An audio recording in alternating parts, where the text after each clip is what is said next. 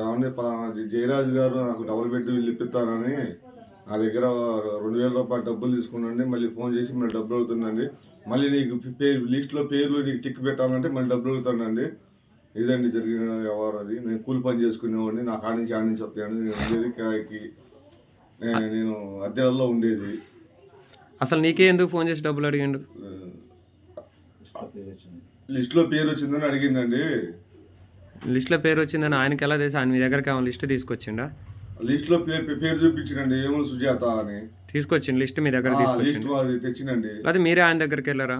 లేదండి, ఆయనే మాకు వచ్చి పేరు లిస్ట్ చూపించిందండి. చూపించి ఏమన్నాడు? ఎంత కావాలి ఏమి? ఈ లిస్ట్ చూపించి ఏమన్నాడు? 2000 రూపాయలు డబ్బులు ఇచ్చానండి.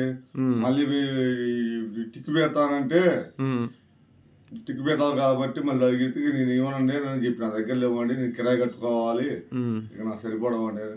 మీకు తెలియదా వాళ్ళు డబ్బులు అట్లా ఇవ్వకూడదు అని? మీకు తెలియదా? మాకు ఏం తెలుసండి, మాకు ఇల్లు వస్తుందని ఆశ మీద ఇది 2000 రూపాయలకి ఇదిగా చేసాం, కానీ ఇల్లు వస్తుందని ఆశ మీద చేసామండి. 2000 అడిగిండా లేకపోతే ఇల్లు మొత్తం అయిపోయేసరికి ఇంకా డబ్బులు కట్టాలి? లేదండి, మొత్తం 5000 డిమాండ్ చేసిండండి ఆయన. 5000 డిమాండ్ చేసిండు, 2000 ఇచ్చారు మీరు? 2000 ఇచ్చాను. ఆయన పేరు ఏమని చెప్పిండు వచ్చి? ఆయన పేరు జయరాజు అండి. జయరాజు అంటే ఏమన్నా పార్టీ పేరు చెప్పి వచ్చిండా, ఆయన సొంతంగా వచ్చిండా?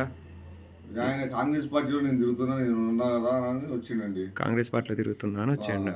ఓకే సరే. మీరు ఇంకెవరికన్నా ఇచ్చారా ఇలానే? లేదండి. ఇంకా అంటే మీతో పాటుగా ఈ లైన్లో కానీ కాలనీలో కానీ ఇంకెంతమంది దగ్గరికన్నా వెళ్ళినట్టు నీకేమన్నా తెలుసా? నీకేమన్నా తెలుసా? తెలుసండి, వేముల లక్ష్మి, వేముల సాంబశివరావు, వేముల రామకృష్ణ. నీకు తెలిసి ఒక 10 మంది వరకు తెలుసా నీకు? 10 మంది వరకు ఇచ్చారండి. 10 మంది వరకు ఇచ్చారు. అందరి దగ్గర డబ్బులు తీసుకున్నారు.